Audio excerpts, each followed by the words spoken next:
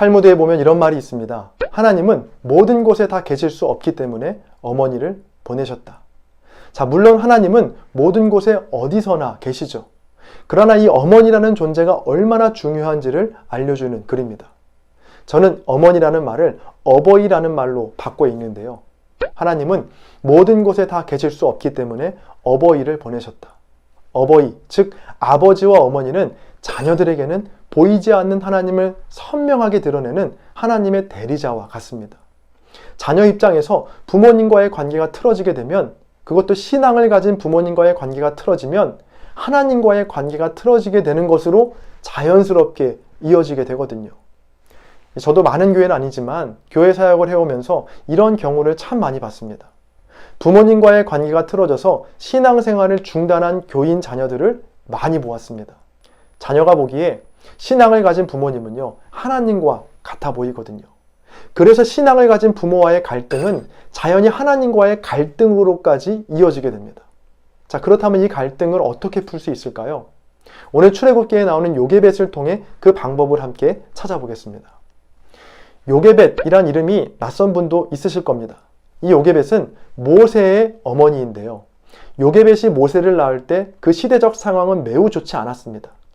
애굽의 왕은 더 이상 이스라엘 민족이 애굽 땅에서 번성하는 것을 원하지 않았고요. 모진 학대와 고역으로 어떻게든 믿음의 사람들을 핍박하기 시작합니다. 자, 그러나 그럴수록 하나님의 사람들은 더욱 번성했고, 마침내 애굽의 왕은 태어나는 모든 히브리 남자들을 다 죽이라는 끔찍한 명령을 내립니다. 믿음의 대를 완전히 끊어버리겠다는 것이죠. 고대 근동 사회에서 애굽 왕의 말은 신의 명령과도 같았습니다. 어길 수 없는 명령이었고요. 반드시 따라야만 하는 대세였습니다. 그런 상황 속에서 요게벳은 대세가 아니라 믿음으로 반응하거든요. 요게벳 당시 애굽의 상황과 오늘 우리의 삶이 크게 다르지 않습니다.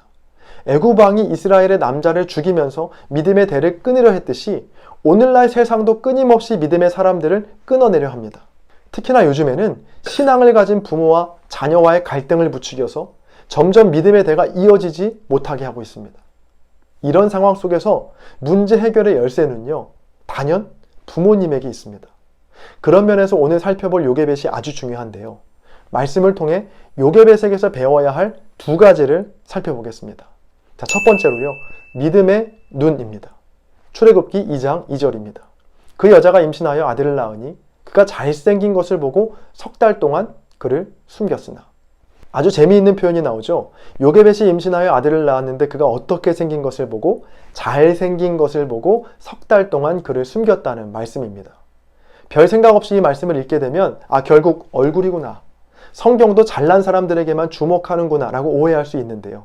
자, 그러나 여기에서 말하는 잘생기다라는 말을 원어로 보면 터브라는 말인데, 이 말이 성경 어디에 또 나오냐면요, 창세기에서 하나님께서 천지를 창조하시면서 보시기에 좋았다 라고 말씀하실 때 쓰이던 단어가 바로 이 터브입니다. 그러니까 이 말씀을 다시 읽어보면 단지 모세가 이목구비가 뚜렷하고 쌍꺼풀이 진하고 머리숱이 많았다는 말이 아닙니다. 요게벳이 모세를 바라볼 때 마치 하나님께서 이 세상을 바라본 것처럼 하나님의 눈으로, 하나님의 관점으로 모세를 보았다는 겁니다. 자, 그렇게 보니 모세가 좋아 보였다는 것이죠. 당시 애굽의 상황 속에서 아들을 낳는다는 것 결코 좋은 일이 아닙니다. 애굽 왕의 명령에 따라 아들일 때는 가차없이 죽여야 하는 상황이었습니다. 딸을 낳았을 때는 그나마 안심할 수 있는 상황이었지만 아들이 낳았을 때는 이 아들을 죽여야만 하는 절망스러운 상황이었습니다. 자, 그런데 요게벳은 그 죽여야 하는 아들을 바라보며 좋게 여겼습니다. 왜일까요? 요게벳은 믿음의 눈, 하나님의 눈으로 모세를 보았기 때문입니다. 이 요게벳의 믿음은요, 근거 없는 무대뽀 믿음이 아니었습니다. 요게벳이 어려운 상황 중에도 모세를 좋게 여겼던 근거는 바로 하나님의 말씀 때문이었습니다. 창세기 15장 16절에 보면 아브라함을 향한 하나님의 약속의 말씀이 나오는데요. 내 자손은 4대 만에 이 땅으로 돌아오리니 아멘. 아브라함, 이삭, 야곱, 요셉 4대를 지나 다시 가나안 땅으로 돌아오게 하시겠다는 하나님의 약속의 말씀입니다. 레위 지파였던 요게벳은 부모로부터 또 조부모로부터 이러한 하나님의 약속을 계속 들으며 자랐을 겁니다. 그 당시 현실에서 모세의 탄생은 요게벳에겐 재앙이었습니다. 모세는 곧 죽을 수밖에 없는 아이였거든요. 그러나 요게벳은 믿음의 눈으로 모세를 바라보았고 주님의 말씀을 믿었습니다. 하나님께서는 당신의 백성을 지키시고 보호하셔서 다시 예비한 땅을 밟게 하신다. 그 약속의 말씀이 어려운 현실 속에서도 모세를 좋게 보았던 이유였습니다. 여러분은 자녀를 바라보실 때 어떤 시선으로 무엇을 기준 삼아 보시나요? 혹시 세상이 말하는 주류, 가치, 이 정도 학교는 가야 하고 이 정도 키는 돼야 하고 이 정도 연봉은 벌어야 한다는 그 기준으로 바라보고 계시진 않습니까? 혹시 그 기준에 미치지 못해 자녀들을 사랑의 눈으로 바라보지 않고 근심과 걱정, 원망의 눈으로 바라보시진 않았습니까? 자, 그렇다면 우리의 눈을 바꿔야 합니다. 기준을 세상이 아니라 하나님 말씀에 두어야 합니다. 하나님께서는 말씀대로 또 그 약속대로 나의 자녀들을 지키시고 보호하시고 마침내는 영원한 생명을 주신다. 현재의 모습이 세상이 말하는 기준에는 좀 미치지 못하지만 또 내 성에 차지 않고 부족해 보여도 아니다. 하나님께서는 반드시 나의 자녀들을 축복하시고 이들을 통해 영광 받으시고 역사하실 것이다. 이 주님의 말씀을 믿으시고 하나님의 눈으로, 하나님의 관점으로 자녀들을 바라보시기 바랍니다. 그럴 때 하나님은 우리의 믿음대로 우리의 자녀들을 통해 큰 일을 행하실 겁니다. 자, 두 번째로 요게벳은 믿음의 방법을 택했습니다. 당시 요게벳에게는 딱 두 가지 선택지만 있었습니다. 첫 번째, 모세라는 아들을 버리지 않고 있다가 둘 다 죽임을 당하든지, 아니면 두 번째, 모세를 버리든지. 내 아들 모세를 죽이지 않으면 둘 다 죽고 내가 살기 위해서는 아들을 버려야 하는 상황이었습니다. 요게벳은 이런 상황 속에서 제3의 방법, 바로 믿음의 방법을 행합니다. 출애굽기 2장 3절입니다. 더 숨길 수 없게 되매 그를 위하여 갈대 상자를 가져다가 역청과 나무진을 칠하고 아기를 거기 담아 나일강가 갈대 사이에 두고. 아멘. 아들과 함께 죽거나 아들을 버리거나가 아니라 전혀 새로운 방법을 택하는데 바로 갈대 상자를 만들어 모세를 나일강가에 내려놓는 것입니다. 여러분, 버리는 것과 내려놓는 것과는 비슷하지만 큰 차이가 있습니다. 버린다는 건 목적 없이, 대상 없이, 대책 없이 그냥 놓아버리는 거라면, 내려놓다라는 건 분명한 목적과 대상을 그 앞에 두고 놓는 것을 말합니다. 요게벳의 입장에선 모세를 내 품에 품고 있으면 둘 다 죽게 되고, 모세를 버리면 나는 살지 모르지만 자식을 내 손으로 죽였다는 그 아픔을 평생 지고 살아야 했습니다. 어느 것 하나 선택할 수 없었던 상황이었던 거죠. 이때 요게벳은 믿음의 행동을 취합니다. 모세를 갈대 상자에 넣어 내려놓는 것입니다. 구체적으로 말하면 하나님 앞에 내려놓았다는 겁니다. 모세를 품을 수도 버릴 수도 없는 상황 속에서 요게벳은 하나님 앞에 모세를 내려놓습니다. 이 3절에 나오는 갈대 상자는요, 노아의 방주와 똑같은 단어를 씁니다. 자, 그리고 요게벳의 갈대 상자와 노아의 방주는 비슷한 점이 많습니다. 일단 둘 다 방향키가 없고요. 또 물이 들어오지 못하게 역청과 나무진을 칠하는 것도 똑같습니다. 요게벳의 갈대 상자가 오늘날 우리에게 주는 메시지는 뭘까요? 자녀를 내 마음대로 조종하려고 하는 방향키를 없애고 하나님의 손에 그저 맡기라는 겁니다. 역청이나 나무진을 통해 물이 들어오지 못하게 하는 것처럼 우리가 해야 할 일은 그저 자녀를 위한 기도의 역청을 발라야 한다는 겁니다. 날마다 그리스도의 보혈로 우리의 자녀들을 덮어 주옵소서. 아주 작은 죄와 악이라도 우리 자녀들에게 틈타지 못하게 하여 주옵소서. 그렇게 날마다 그리스도의 보혈로 역청과 나무진을 발라야 한다는 겁니다. 그렇게 하나님의 손에 우리의 자녀들을 내려놓을 때 우리가 상상할 수도 없는 놀라운 일들을 주께서 행하실 겁니다. 오늘 말씀에도 그렇게 방향키 없이 내려놓았던 모세를 태운 갈대 상자가 애굽 왕 바로의 딸에게 발견되었고요. 갈대 상자 주변을 맴돌던 모세의 누이를 불러 유모를 찾게 하죠. 여러분, 결국엔 누가 유모가 되어 모세를 키우게 됩니까? 바로 모세의 어머니 요게벳 자신이 모세를 키우게 됩니다. 내 손 안에 꽉 잡고 있다고 해서 우리의 자녀들이 내 것이 되는 게 결코 아닙니다. 여러분도 다 경험하셨을 겁니다. 어릴 때는 엄마 아빠가 최고라고 했던 아들과 딸들이 나이가 점점 들면서 부모를 슬슬 피하고 핸드폰 비밀번호도 바꿔놓고 부모의 전화보다는 남자친구, 여자친구의 전화를 더 반깁니다. 여기까지는 그래도 괜찮은데 장가를 가고 시집을 가고 나면 완전히 남이 되어버립니다. 아들은 더 이상 내 아들이 아니라 누군가의 남편, 또 누군가의 아빠가 되어 있고, 딸은 더 이상 내 사랑하는 딸이 아니라 누군가의 아내, 누군가의 엄마가 되어버립니다. 그런 아들과 딸을 계속 내 손 안에 두려고 할 때 걷잡을 수 없이 갈등이 커지는 모습을 종종 보게 됩니다. 자, 아마 영상을 보시는 분들 중에도 시부모님들, 친정 부모님들 많으실 텐데요. 결혼한 자녀들과 정말 돈독한 관계를 유지하고 싶으시다면 제가 방법 하나를 알려드리겠습니다. 자녀를 먼저 내려놓아야 합니다. 하나님의 손에 완전히 맡겨드려야 합니다. 내 마음대로 조종하려 했던 마음을 내려놓고 방향키가 없는 기도의 상자에 자녀들을 넣으시고 날마다 그리스도의 보혈로 기도하고 간구할 때 우리의 자녀들을 하나님께서 선한 길로, 생명의 길로 인도하실 줄로 믿습니다. 놓아버리면 멀어질 것 같지만 아닙니다.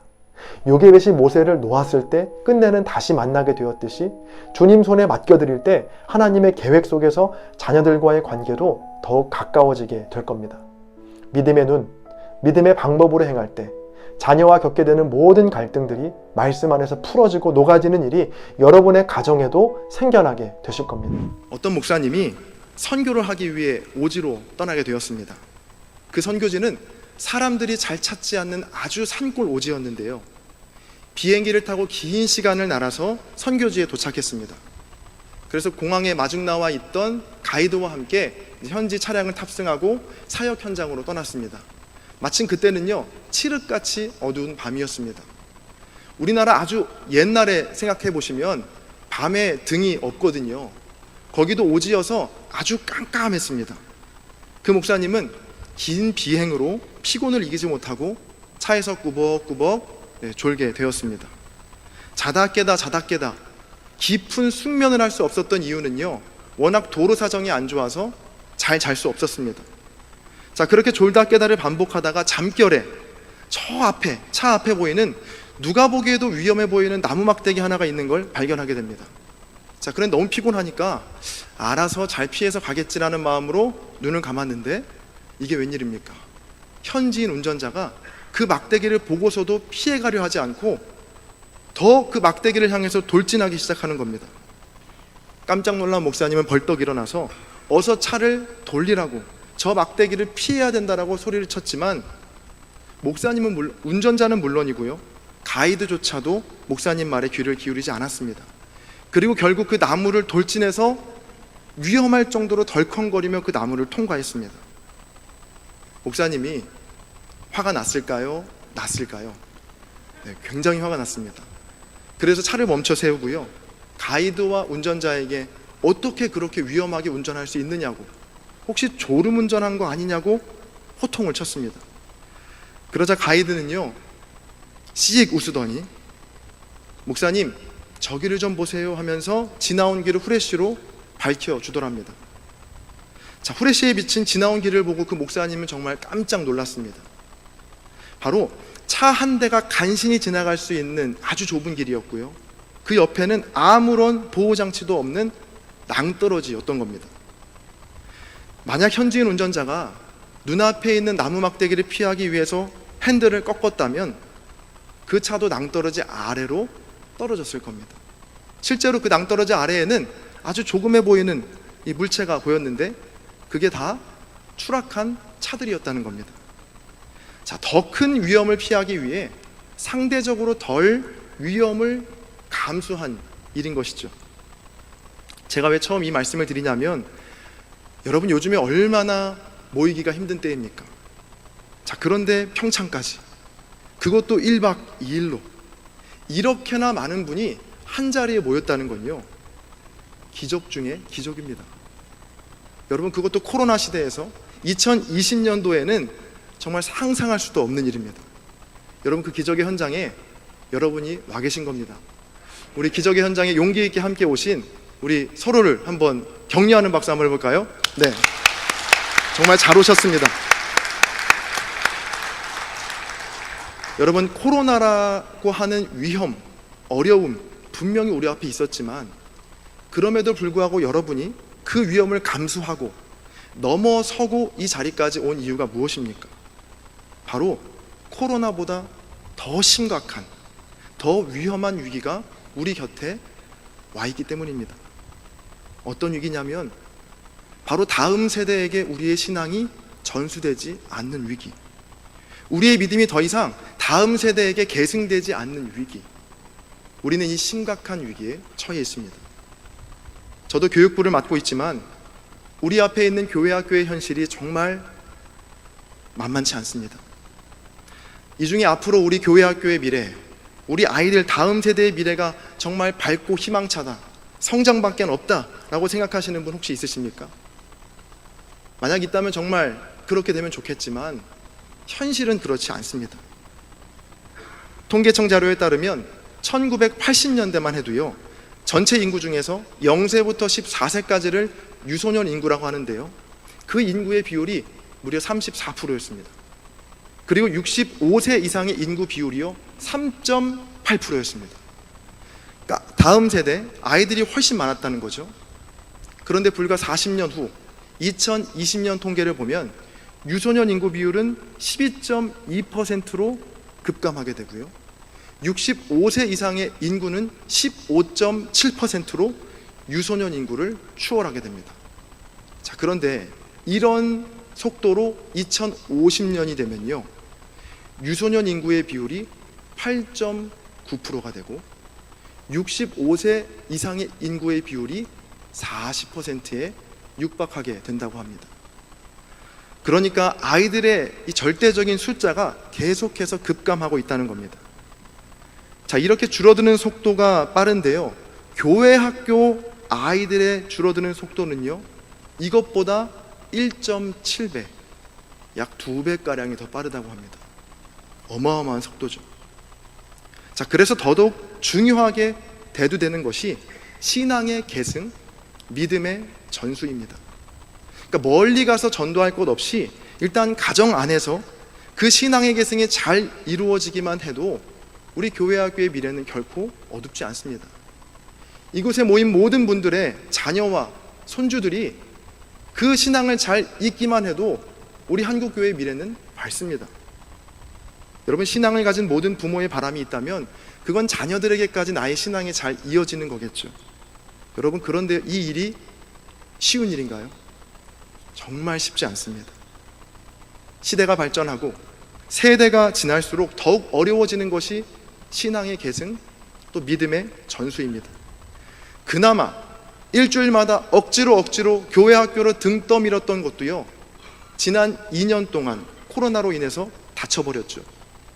요즘에서야 비로소 조금 숨통이 튀었지만 지난 2년간의 습관 때문에 이제 다시 교회 학교를 나간다는 게 정말 쉽지 않은 일이 되어버렸습니다. 이런 어려운 현실 속에서 기도 중에 붙들게 된 말씀이 오늘 본문 여호수아서 4장입니다. 이 4장은요, 이스라엘 백성이 광야 생활을 마치고 이제 가나안 땅에 들어가기 직전 마지막 관문인 요단강을 건너는 장면이 나옵니다. 여러분, 이스라엘 백성들이 출애굽 40년 동안 큰 물을 2번 만나게 되는데요, 바로 출애굽 초기에 만났던 홍해이고요, 출애굽 마지막에 만났던 요단강입니다. 이 홍해와 요단강은요, 물을 건넌다는 것은 똑같지만 그 물을 건너는 방식이 조금 다릅니다. 먼저 홍해는 모세가 지팡이를 든 손을 바다 위로 내밀면 물이 갈라졌고 마른 땅을 백성들이 지나가는 것으로 끝이 났습니다. 자, 그런데 요단강은 좀 다릅니다. 언약궤를 맨 제사장들이 먼저 요단강 물에 발을 담그고 그 발이 물에 잠길 때 흘러내리던 물이 멈춘다라고 나오고요, 그래서 모든 백성들이 요단강을 건널 때까지 언약궤를 맨 제사장들이 요단강 정중앙에 계속 버티고 서 있어야 했습니다. 자, 그렇게 요단강을 다 건넌 후에요, 하나님은 여호수아에게 조금 독특한 명령을 내리시는데요, 지파별로 한 명씩 뽑아서 총 12명을 뽑아서요, 제사장들이 아직 서 있는 말라있는 요단강 정중앙으로 내려가서 그 한가운데 있는 돌 한 개씩을 집어서 12개를 너희들이 앞으로 유숙할 곳, 20절에 나와 있는 길갈이라는 곳에 세워서 영원히 기념하라 라는 명령을 내리십니다. 자, 그런데 여기서 끝은 아니고요, 여호수아는 하나를 더해서 9절에 보니까 제사장들이 서 있는 그 요단강 한가운데, 말라있는 요단강 그 한가운데에도 12돌을 또 하나 세우게 됩니다. 자, 그러니까 12돌을 총 몇 군데에 세운 것입니까? 2군데입니다. 말라있는 요단강 정중앙에 하나, 그리고 앞으로 살아갈 삶의 터전인 길갈의 하나. 자, 그렇게 돌들을 세운 후에요, 여호수아는 백성들에게 이렇게 말합니다. 21절의 말씀, 혹시 성경 있으신 분들은 함께 읽어보겠습니다. 여호수아서 4장 21절입니다. 함께 읽습니다.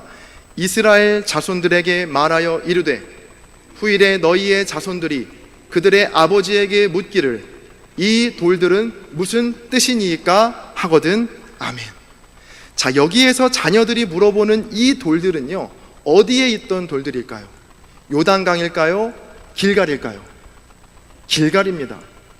여러분, 요단강에 세워진 돌들은요, 언약궤를 맨 제사장들이 요단강을 빠져나오자 그 물속에 잠겨서 더 이상 볼 수 없게 됐습니다. 그러니까 자녀들이 지금 이 돌들이 무슨 돌입니까? 라고 말하는 돌들은요, 이제 살아갈 삶의 터전이었던 길갈에 세워진 12돌을 말하는 겁니다. 여러분, 한번 상상해 보시죠.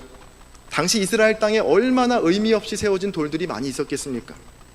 그런데도 자녀들이 부모님께 콕 집어서 이 돌들의 의미가 무엇입니까? 라고 물어본 건요, 그만큼 부모님이 그 돌들을 다른 모든 돌들보다 소중히 여겼다는 것을 뜻합니다.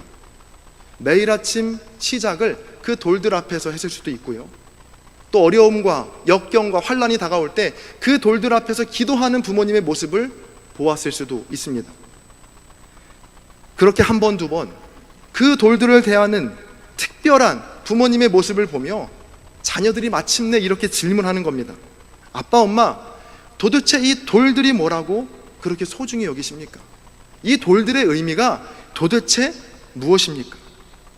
이렇게 아이들이 질문할 때, 그때야 비로소 하나님의 전능하심과 살아계심, 그리고 그 하나님의 구원하심을 아이들에게 설명해 주라 라고 하는 것이 여호수아서 4장의 전체 내용입니다.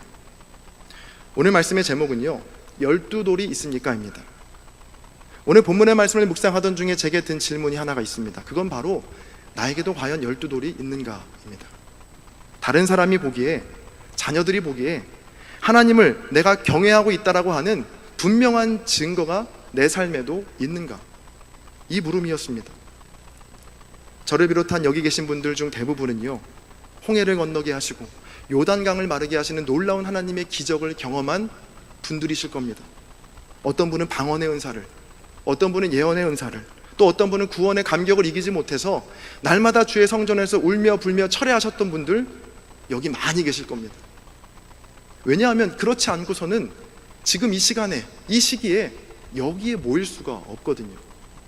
여러분, 이렇게 놀라운 능력과 기적을 체험한 여러분들이요, 또 저에게 이제 하나님께서 맡겨주신 중요한 사명, 마지막 사명이 또 하나 있습니다. 그건 바로 우리의 믿음을, 우리의 하나님에 대한 지식과 지혜와 사랑을 우리의 자녀와 다음 세대들에게 전수시켜주는 일입니다. 여러분, 하나님은 어떤 하나님이시죠?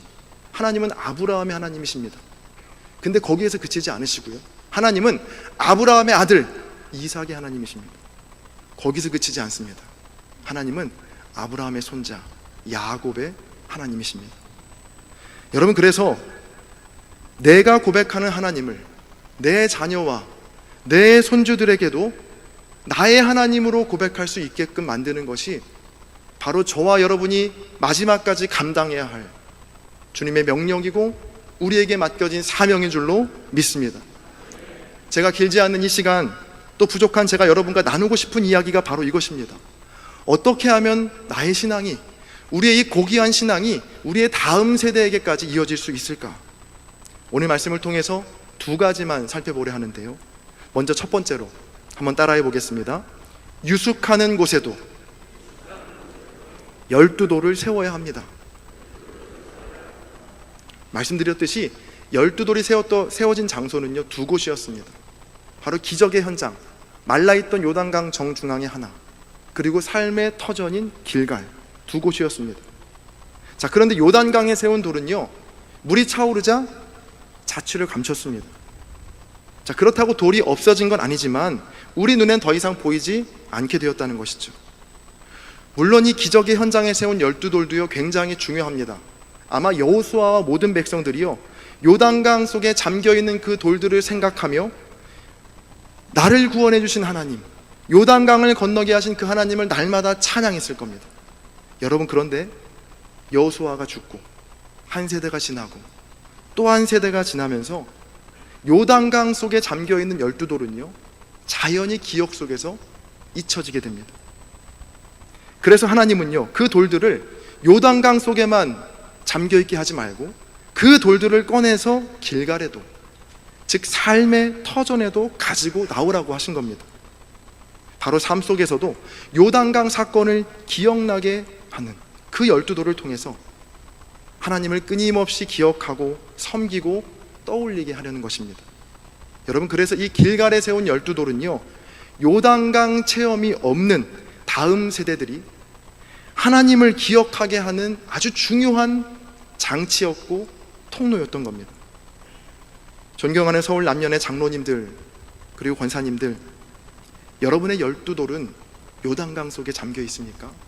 아니면 여러분이 유숙하는 삶의 터전에 고스란히 가지고 와서 여전히 삶의 자리에서도 굳건하게 세워져 있습니까?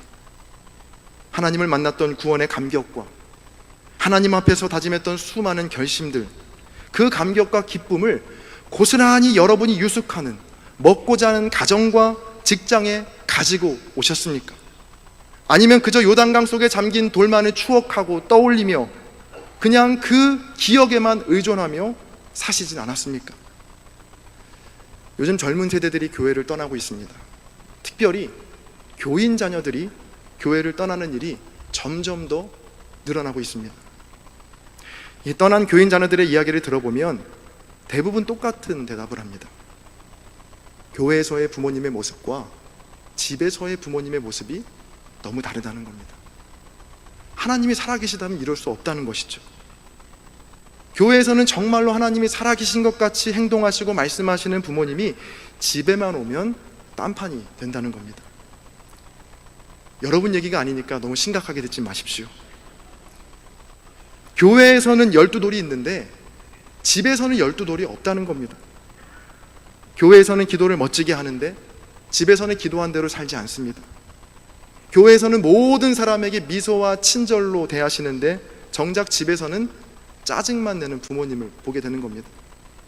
또 교회에서는 모든 사람들에게 칭찬과 격려와 위로의 말을 하시는데 집에서는 잔소리만 듣게 되는 것이죠. 또 교회에서는 서로 이해하고 배려하며 사랑하는 모습을 보여주시는데 집에서는 편가르고 짜증내고 싸움만 하는 모습을 보게 된 겁니다. 여러분, 이런 모습을 보고 자란 아이들이 신앙을 가진다는 것 자체가 정말 기적 중에 기적 아니겠습니까? 여러분, 교회에서의 여러분의 모습과 또 집에서의 여러분의 모습이 다르지 않기를, 한결같기를 주님의 이름으로 간절히 축원드립니다. 요단강에도 12돌을 세우고 유숙하는 길갈에도 12돌을 세웠던 것처럼 교회에서도 12돌을 세우시고 우리가 사는 삶의 터전에서도 그 12돌을 세워서 하나님과 자녀들 앞에 부끄럽지 않는 삶의 모습으로 살아가시는 여러분 모두가 되시기를 주님의 이름으로 간절히 축원드립니다. 두 번째로 마지막입니다. 따라하겠습니다. 질문을 일으키는 삶을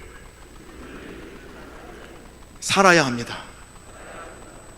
자, 유숙하는 곳에 12돌을 세웠다면 그 다음의 일은요, 자녀들로 하여금 질문을 만들어내는 삶을 여러분이 사셔야 한다는 것이죠. 자녀들이 수많은 돌들 가운데 유독 그 돌을 콕 집으면서 12돌에 대해서 부모님께 물어본 이유는요, 그 돌들을 대하는 부모님의 특별한 태도와 삶의 모습 때문이었습니다.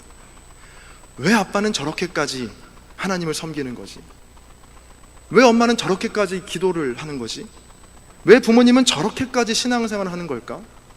중요한 것들이 이렇게나 많은데 왜 저거에만 저렇게 몰두하시는 걸까? 이러한 질문을 부르는 삶이 우리에게 있어야 합니다. 교육이 가장 잘 이루어지는 최적의 타이밍이 언제인지 아십니까? 바로 궁금해하고 질문이 생길 때입니다. 궁금해할 때 알려주는 지식은요, 절대 잊혀지지 않고 평생 가게 됩니다. 궁금해하지도 않는데, 질문도 들지 않았는데 옆에서 아무리 미주알 고주알 잔소리를 해도요, 절대 머릿속에 남아있지 않습니다. 막상 질문이 생기고 정말 궁금해할 때 배우게 된 가르침은요, 평생토록 잊혀지지 않습니다. 오늘 말씀에도요, 순서가 아이들이 먼저 질문하고요, 그 다음에 부모님의 대답입니다. 먼저 12돌에 대해서 가르친 게 아니고요, 부모님의 삶의 모습을 보니까 아이들이 궁금해진 겁니다. 도대체 이 돌들의 의미가 무엇입니까? 라고 물어보면 이렇게 답하라 하는 것이 순서라는 것이죠. 오늘 말씀을 준비하면서 저에게도 꿈이 생겼는데요, 제가 이래봬도 아들이 둘이 있습니다. 제 자녀들이 제가 하나님에 대해서 뭐라고 설명하고 교육하기 이전에 저의 모습을 보고 제게 이렇게 질문하는 꿈입니다.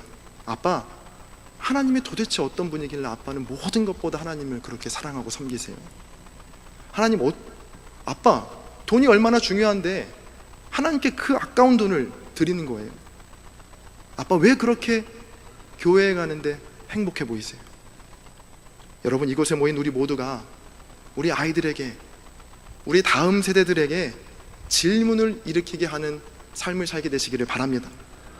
많은 돌들이 있지만 유독 하나님과의 언약의 약속이 담긴 그 12돌을 가장 귀하게 여긴 것처럼, 세상에 중요한 것들이 참 많이 있지만 그 어떤 것들보다도 하나님이 가장 귀하다는 것을 여러분의 삶을 통해서 보여주시기 바랍니다. 하나님과 약속의 시간인 예배 시간을 목숨처럼 여기시고 모든 순간 기도하시고 말씀을 손에서 떨어뜨리지 마십시오.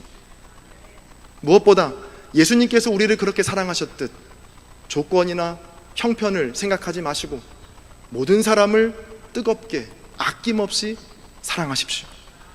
여러분, 그럴 때 우리의 신앙이 우리의 자녀들에게, 우리의 다음 세대들에게 아름답게 계승되고 전수될 줄로 믿습니다. 저는 앞서 말씀드린 대로 장로 아들로 살아온 지 18년 차가 되었습니다.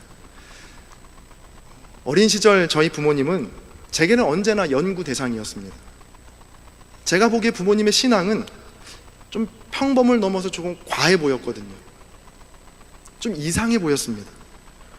이런 생각은 제가 신학교에 입학한 이후에도 계속되었는데요, 정확히 지금으로부터 10년 전인 2012년도 10월 22일 제가 적은 일기를 한번 가져와 봤습니다. 부끄럽지만 그때의 일기를 한번 읽어드리겠습니다. 2012년 10월 22일, 이번 주 내내 부모님은 교회에서 주무신다. 이유인즉슨 교회에서 느헤미야 성벽이라는 릴레이 기도를 하는데 부모님께서 맡은 시간이 새벽 2시부터 3시여서 5시에 있는 새벽 기도회까지 하기 위해서는 교회에서 주무셔야 한다는 것이다. 밤 11시쯤 교회에 가셔서 교회에서 방석을 깐 채로 3시간을 주무셨다가 일어난 후에 1시간 중보기도를 하시고 다시 새우잠 주무시고 5시에 새벽 기도회를 참석한다는 계획이셨다. 새벽 기도회를 마치고 다시 회사로 출근하시는 아버지의 일정을 생각할 때는 정말 무모한 도전인 듯 보인다. 내가 정말 철이 없었을 때는 이런 부모님이 이해가 되지 않았다. 아니, 조금은 무식해 보였던 것이 사실이다. 잠을 못 자면 그 다음 날이 피곤할 거고 계획했던 일정에 차질이 생길 것이 분명하기 때문이다. 그렇게 일상이 망가지는 것은 하나님도 기뻐하지 않으실 것이라는 조금은 건방진 투정을 부리기도 했었다. 그때마다 돌아온 대답은 정말 간단했다. 하나님 일인데 순종해야지. 아주 조금 철이 들었다고 생각되는 요즘, 하나님께서 내게 주신 가장 큰 선물은 부모님이라고 고백한다. 좋은 집에 살 때나 단칸방에 살 때나 한결같이 하나님께 감사하는 아버지가 존경스럽다.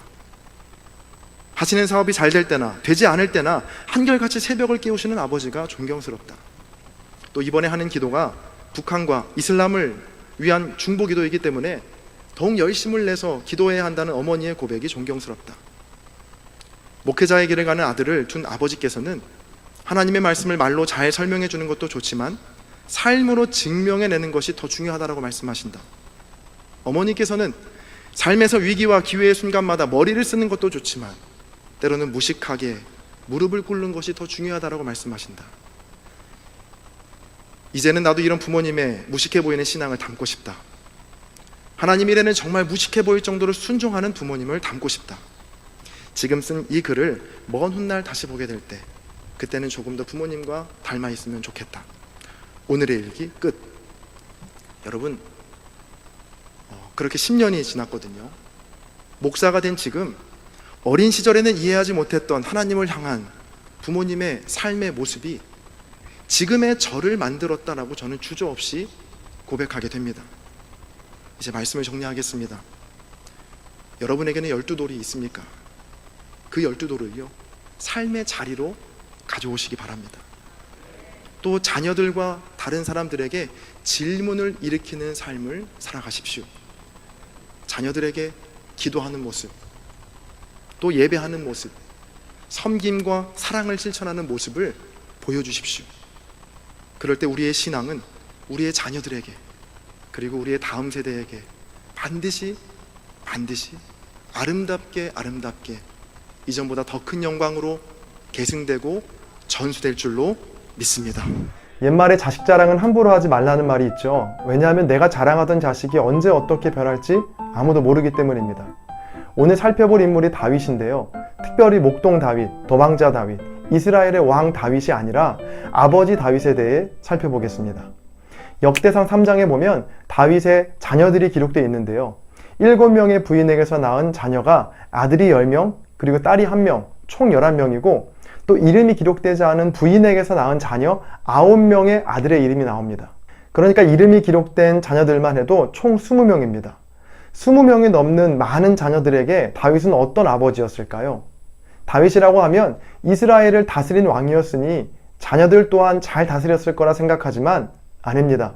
조금 세게 말씀드리면 다윗은 자녀 교육에 실패했습니다. 다윗이 자녀 교육에 실패한 이유가 무엇인지, 그럼 우리는 어떻게 해야 하는지 사무엘하 13장 말씀을 통해 배워보겠습니다. 1절에 보면 다윗의 아들 중에 첫째 아들인 암논이 셋째 아들 압살롬의 누이인 다말을 사랑한다는 이야기가 나옵니다. 그렇게 잘못된 마음을 품었던 암논은 2절에 보니까 누이 다말 때문에 우라병이 났다라고 나와 있습니다. 한 사람을 사랑하고 그 사람 때문에 가슴 졸이며 아파하는 일반적인 사랑의 모습은 아닙니다. 얼른 자신의 성적 욕구를 풀어야 하는데 상황과 여건이 여의치 않아서 조바심 내며 어찌할 바를 몰라 우라병이 난 모습입니다. 실은 같은 형제들 간의 결혼은 레위기에서도 금지한 내용입니다. 레위기 18장 9절의 말씀입니다. 너는 내 자매 곧 내 아버지의 딸이나 내 어머니의 딸이나 집에서나 다른 곳에서 출생하였음을 막론하고 그들의 하체를 범하지 말지니라. 다윗의 첫째 아들이자 왕자였던 암논이 레위기의 법을 모를 리 없었을 겁니다. 그럼에도 불구하고 암논은 다말에 대한 나쁜 마음을 계속해서 키워갑니다. 그리고 결국 넘지 말아야 할 선을 넘어버리고 이복 동생 다말을 욕보이게 됩니다. 자, 그런데 비극은 여기서 끝나지 않습니다. 다말은 곧 그의 오라버니인 압살롬에게 이야기를 했고요. 압살롬은 그때부터 암논에 대한 악한 마음을 품게 됩니다. 그렇게 2년의 세월이 지나고 이번엔 압살롬이 계획을 짭니다. 암논을 죽이기 위해서였는데요. 양털을 깎고 또 먹고 마시는 잔치에 암논을 초대합니다.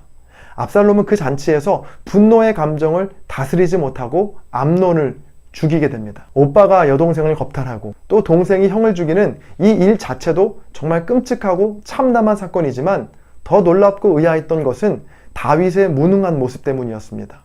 한 나라의 왕이고 한 가정의 가장인 다윗의 모습이 너무나도 무능하고 한심해 보였기 때문입니다. 오늘 말씀을 잘 읽어보시면 다윗은 자식들 간의 사이를 중재하기는커녕 도리어 자식들에게 이용당하고 또 죄를 실행하는 데 결정적인 역할을 하게 됩니다. 다말을 암논의 집에 보낸 장본인이 누구죠? 네, 바로 다윗입니다. 13장 7절 말씀. 다윗이 사람을 그의 집으로 보내 다말에게 이르되 이제 내 오라버니 암논의 집으로 가서 그를 위하여 음식을 차리라 한지라. 또 압살롬이 암논을 죽일 계획을 짤 때 암논을 압살롬의 집으로 보낸 장본인도 바로 다윗입니다. 27절인데요. 압살롬이 간청함에 왕이 암논과 왕의 모든 아들을 그와 함께 그에게 보내니라. 자, 더 큰 문제는 이런 엄청난 일을 겪었음에도 다윗은 그의 자녀들을 위해 기도하지 않았다는 겁니다. 다말이 암논에게 욕보임을 당했을 때 다윗의 반응이 13장 21절에 나와 있습니다. 다윗 왕이 이 모든 일을 듣고 심히 노하니라. 자, 이 모든 일을 듣고 다윗은 심히 노했습니다. 그런데 그렇게 화를 낸 것으로 끝이 납니다.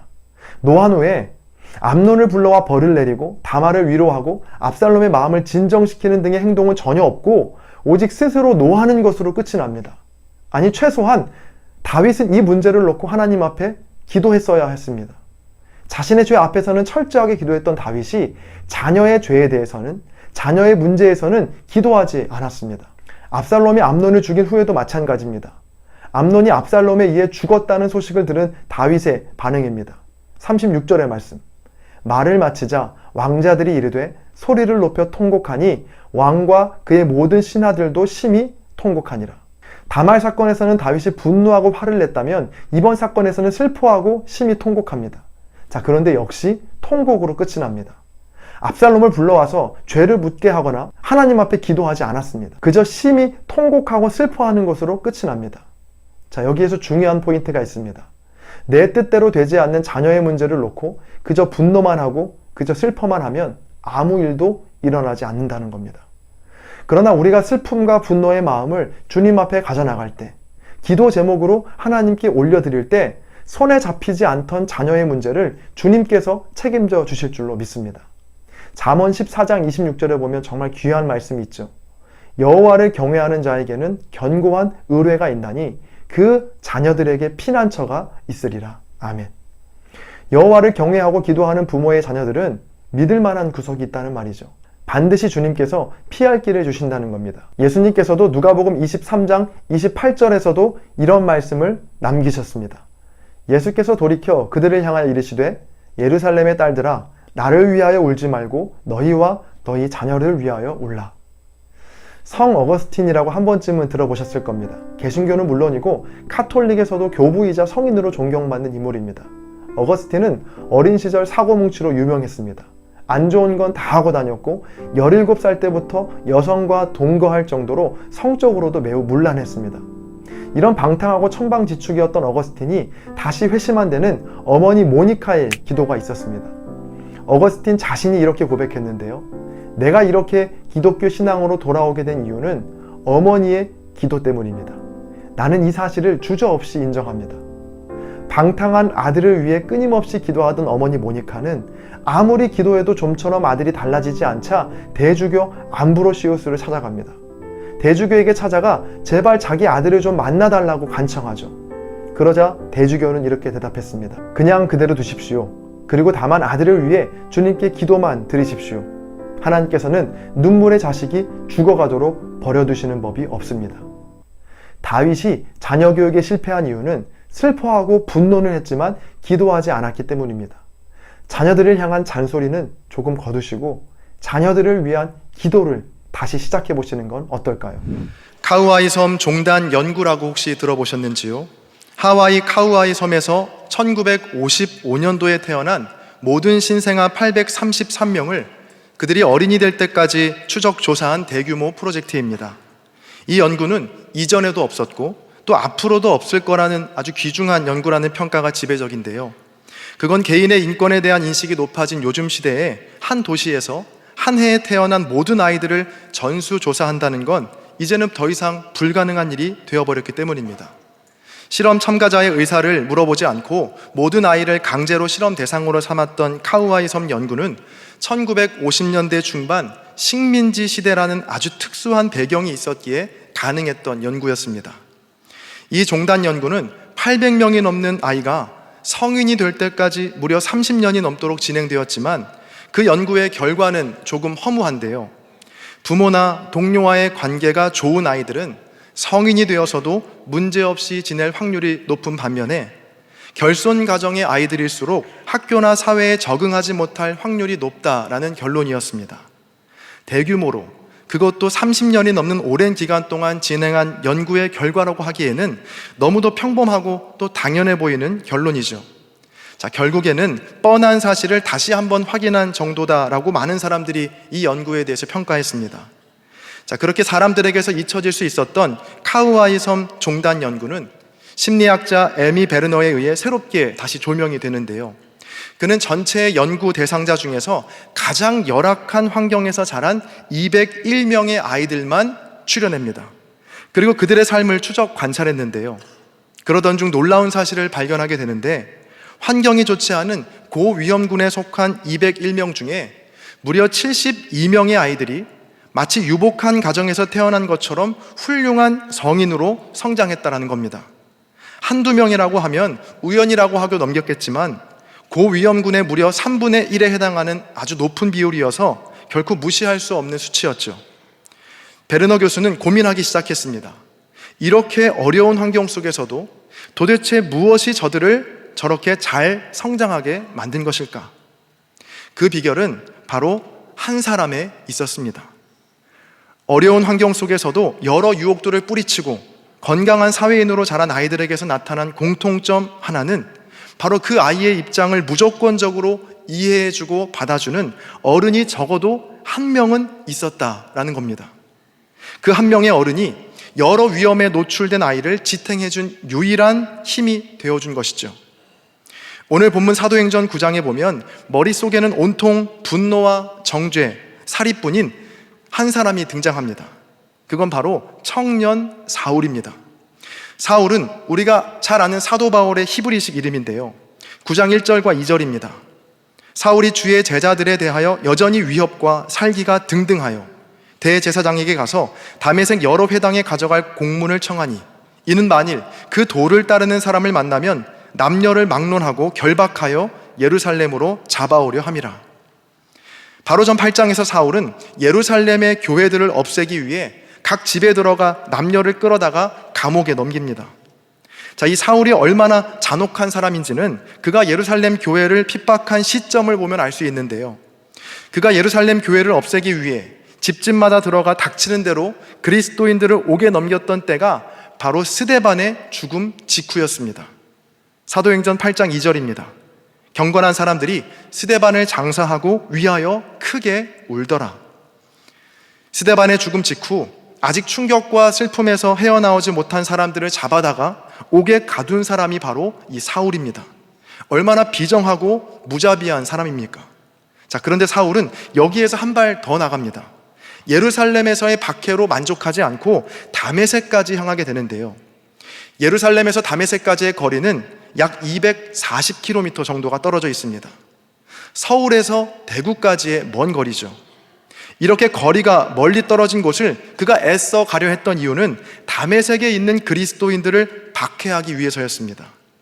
먼 거리가 사울에게는 문제가 되지 않았습니다. 그의 손에는 그리스도인들을 마음대로 잡아들일 수 있는 공문, 즉 체포영장이 쥐어져 있었고 그의 두 발은 빠르게 다메섹을 향하고 있었습니다. 자, 그렇게 다메섹에 가까이 이르렀을 때 사울은 그의 인생을 뒤바꾼 엄청난 경험을 하게 됩니다. 바로 예수님을 만나게 된 것입니다. 9장 3절부터 5절까지입니다. 사울이 길을 가다가 다메섹에 가까이 이르더니 호련히 하늘로부터 빛이 그를 둘러 비추는지라. 땅에 엎드러져 들음에 소리가 있어 이르시되 사울아 사울아 내가 어찌하여 나를 박해하느냐 하시거늘 대답하되 주여 누구시니이까 이르시되 나는 내가 박해하는 예수라. 이전까지 사울에게 예수님은 그저 무능하고 허상에 불과한 가짜였습니다. 예수는 그저 힘없이 십자가에서 죽은 죄인일 뿐, 부활과 메시아 그리고 하나님의 아들이라는 말은 그를 따르는 제자들이 만들어낸 거짓말이라고 생각했던 거죠. 그런 사울이 다메섹 도상에서 예수님을 만나게 되었고 이제는 예수님을 박해하던 자에서 예수님을 따르는 제자로 삶의 방향이 완전히 뒤바뀌게 됩니다. 자, 그런데 문제는 이러한 사울의 변화를 믿어줄 사람이 아무도 없었다는 겁니다. 박해자 사울이 전도자 사울로 바뀌었다고 해서 그의 어떤 외모가 달라진 것이 아니기 때문에 그의 극적인 변화를 아는 사람은 오직 주님과 사울 자신뿐이었죠. 생각해 보시죠. 불과 얼마 전까지만 해도 나를 죽이기 위해 200km가 넘는 거리도 단숨에 달려온 사람이 갑자기 내가 모든 것 잘못했으니 나를 용서해 달라고, 이제는 나를 믿어 달라고 하면 누가 그 사람의 말을 신뢰할 수 있겠습니까? 자, 그렇게 사울이 예수님을 만나 눈이 멀어 있던 바로 그 시각, 주님은 다메섹에 있는 그리스도인 아나니아라는 제자에게 찾아가 환상 중에 말씀하십니다. 주님은 아나니아에게 일어나 집 가라 하는 거리의 유다의 집에서 5사람 사울을 찾으라고 하시고 그에게 안수하여 그를 다시 보게 하라고 말씀하시죠. 아나니아는 5사람 사울이라는 이름을 듣자마자 펄쩍 뛰며 놀랍니다. 다메섹에는 이미 사울에 대한 소문이 퍼져 있던 상황이었거든요. 본문 13절과 14절 말씀을 메시지 성경은 이렇게 옮기고 있습니다. 아나니아가 항의했다. 주님, 진심이 아니시겠지요. 모두가 이 사람과 이 사람이 여태까지 행한 끔찍한 일들과 예루살렘에 있는 주님의 백성에게 저지른 만행에 대해 말하고 있습니다. 이제 그는 우리에게도 똑같이 할 수 있는 권한이 적힌 문서를 대제사장한테서 받아서 여기 나타난 것입니다. 사울이 체포영장을 들고 다메섹을 향해 온다는 소식은 다메섹에 사는 모든 그리스도인들이 다 아는 사실인데 어떻게 내가 그를 찾아가서 그에게 안수할 수 있냐는 것이죠. 그러나 주님은 재차 아나니아에게 말씀하십니다. 15절입니다. 주께서 이르시되 가라, 이 사람은 내 이름을 이방인과 임금들과 이스라엘 자손들에게 전하기 위하여 택한 나의 그릇이라. 두 번째 주님의 음성을 들은 아나니아는 그 말씀에 순종하여 사울을 찾아가 그에게 안수하고 그의 눈을 뜨게 합니다. 아나니아가 박해자 사울, 살인자 사울의 변화를 믿어주는 단 한 사람이 되어준 것이죠. 오늘 말씀의 제목은 그 아이만의 단 한 사람입니다. 책의 제목이기도 한 이 말은 하버드 교육학대학원 조세핀 킴 교수가 했던 말인데요. 그는 자신의 책 교실 속 자존감에서 아무리 교육 시스템이 엉망이고 학부모가 형편없어도 아이를 진심으로 돌봐주는 단 한 명의 어른만 있다면 그 아이는 변한다라고 주장합니다. 아무리 어려운 환경 속에서도 그 아이만의 단 한 사람이 있다라면 모든 변화가 가능하다라는 것이죠. 아나니아가 사울에게 바로 그 한 사람이었습니다. 아나니아가 사울을 찾아갔을 때 사울은 눈이 먼 상태였습니다. 아나니아의 입장에서 이 모든 일이 박해자 사울이 단지 눈을 뜨기 위해 벌인 연극이라고 의심할 수 있었죠. 눈이 멀지 않았다면 다메섹으로 들어와 그리스도인들을 겁박하고 예루살렘으로 끌고 갔을 사울입니다. 자, 혹시라도 눈을 뜬 이후에 생각을 달리해서 다시 박해자 사울로 돌아갈지도 모르는 상황이었습니다. 만약 그렇다면 가장 첫 번째 피해자는 바로 아나니아가 되었겠죠. 그런 급박하고 두려운 상황 속에서 아나니아는 오직 주의 말씀에 순종해 사울을 위한 한 사람이 되기로, 또 그의 변화를 믿어주는 단 한 사람이 되기로 결심합니다. 17절입니다. 아나니아가 떠나 그 집에 들어가서 그에게 안수하여 이르되 형제 사울아, 주 곧 내가 오는 길에서 나타나셨던 예수께서 나를 보내어 너로 다시 보게 하시고 성령으로 충만하게 하신다 하니. 그 한 사람 아나니아로 인해 기독교 역사상 가장 위대한 전도자라 불리는 사도 바울의 첫 사역이 시작됩니다. 오늘은 어린이 주일이자 또 유아 아동 세례식이 있는 날입니다. 아나니아가 주의 말씀에 순종하여 사울만의 한 사람이 되어 세례를 그에게 베풀었듯이 오늘 우리 교회도 이렇게 8명의 아이에게 세례를 베풉니다. 따라서 오늘의 예식은 이름 모를 한 가정의 아이가 세례를 받는 모습을 그저 지켜보는 시간이 되어서는 안 됩니다. 우리 모두가 사울을 믿어주었던 아나니아가 되어서 오늘 세례받는 아이들 한 명 한 명을 축복하며 그 아이만의 단 한 사람이 되겠다라고 주님 앞에 우리 모두가 결단하는 시간이 되어야 할 줄로 믿습니다. 또 오늘은 아이조아 축제가 있는 날이기도 합니다. 1년에 하루 온 교회가 아이들의 놀이터가 되는 날이죠. 그래서 어른들에게는 조금 정신이 없고 또 불편한 날이 될 수 있습니다. 자, 그러나 한편 생각해 보면 정신이 없는 이유가 아이들의 웃음소리 때문이라면 이것이 얼마나 큰 복이고 또 감사한 일인지 모릅니다. 바라기를 함께 예배하는 저와 여러분 모두가 우리 아이들의 웃음소리를 지켜줄 수 있는 그 한 사람이 되어주시기를 주님의 이름으로 간절히 축복합니다. 평생을 아동교육을 위해 헌신한 도로시 로 놀테의 아이들은 생활 속에서 배운다라는 시에 보면 이러한 내용이 담겨 있습니다. 제가 시의 일부를 읽어드리겠습니다. 비난 속에 사는 아이는 남을 헐뜯는 것을 배우고 미움 속에 사는 아이는 싸움하는 것을 배운다. 조롱 속에 사는 아이는 수치심을 배우며 기다림 속에 사는 아이는 끈기 있는 사람이 된다.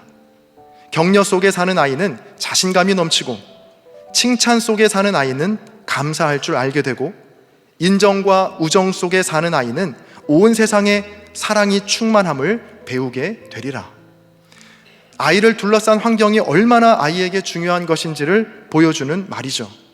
저는 이 말을 이렇게 다시 바꿔서 읽습니다. 나를 격려하는 한 사람이 있는 아이는 자신감이 넘치는 아이로 자라고, 나를 칭찬해주는 한 사람이 있는 아이는 감사할 줄 알게 된다.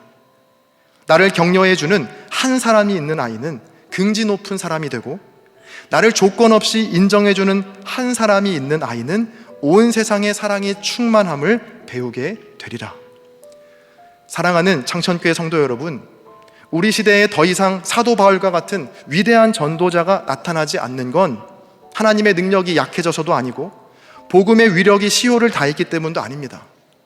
하나님의 말씀을 신뢰하며 아직은 미숙하고 모난 부분이 많았던 청년 사울에게 찾아가 그를 믿고 세례를 베풀었던 아나니아와 같은 한 사람이 없기 때문입니다.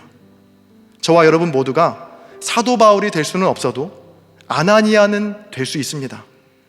분노와 살기로 등등했던 청년 사울에게 찾아가 무조건적인 신뢰와 사랑으로 세례를 베풀었던 아나니아처럼 아직은 부족한 것이 많아 보이는 우리의 자녀와 손주, 그리고 다음 세대들을 조건 없이 믿어주고 격려해주는 그 아이만의 한 사람이 되어주시기를 주의 이름으로 간절히 축원드립니다.